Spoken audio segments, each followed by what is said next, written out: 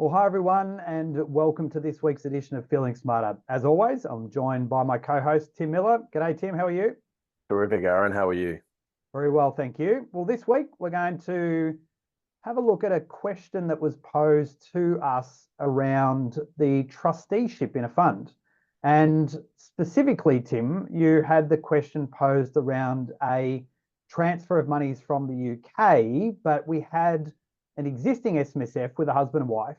The spouse was under 55 years of age, which then gave rise to the fact that we needed to look at a separate SMSF that would allow for that UK pension transfer, predominantly because of the membership restrictions that get imposed inside the deed, limiting that membership to age 55. So what we wanted to focus on here is some of these issues around the trusteeship of the fund. So I might get you just to elaborate a little bit more on this, and then we'll dive into some important considerations around single member SMSFs. Yeah, look, so the key issue with this one, Aaron, was that because they have an existing fund, they have an existing corporate trustee, and they wanted to know whether or not they could use that corporate trustee for the newly established self-managed super fund, which would of course have both the husband and wife as directors of that trustee company.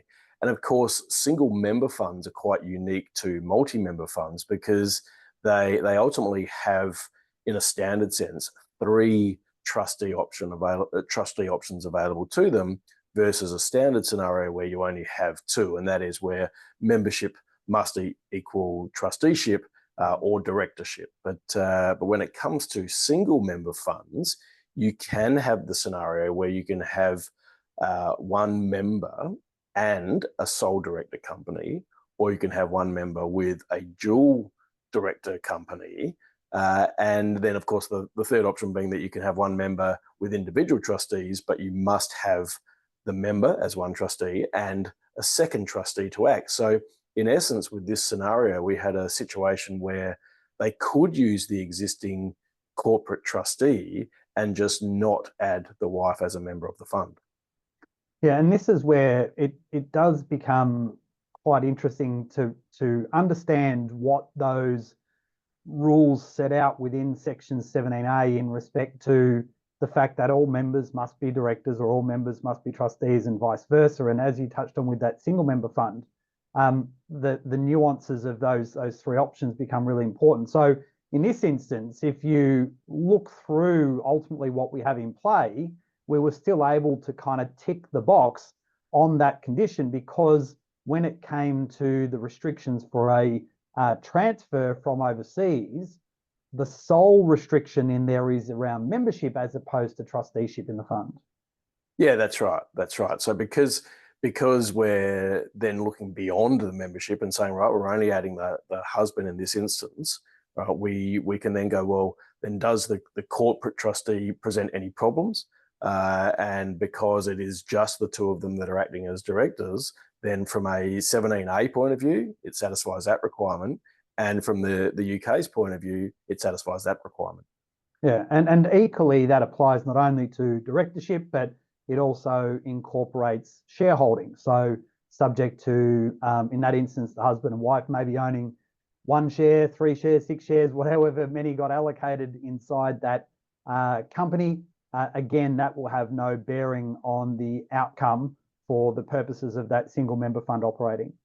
Correct. And look, and just I guess for to work through the entirety of the situation, I did also express that, you know, if they were to have concerns about having the same corporate trustee for two funds, where they could clearly look at the option if they wanted to of one, setting up another company. They wanted to go down that path, that might be a bit extreme from a cost point of view, but they could also look at the individual trustee concept and have the husband and wife acting as individual trustees for that second fund, because again, there is no requirement for the second trustee to be a member. But, you know, ultimately it was the capacity of, can we use this structure for the new fund? And most definitely the answer is yes. Yeah, and ultimately we'll get to a point in time where the spouse will reach age 55, and that event in itself will trigger a whole range of other advice that will need to happen, arguably around some consolidation at that point in time. Yeah, and look, and whilst it's not not the subject of today's conversation, and it might be a future Feeling Smarter episode for us, there is also the possibility that they could, subject to the difference in their age, they could still look at future transfers being made to a fund where they have existing benefits within it. So there's nothing that stipulates that you can't merge QROPS money or UK money with Australian money. You've just got potentially some additional reporting considerations. And as I said, that might be something we talk about on another day. Very well. Well, thank you once again. Great to catch up. No doubt we'll be talking a lot more, as you said, about some of these important areas around trustee structuring within your SMSF. Thanks once again. Have a great rest of the week. Bye for now. You too, Aaron. Bye-bye.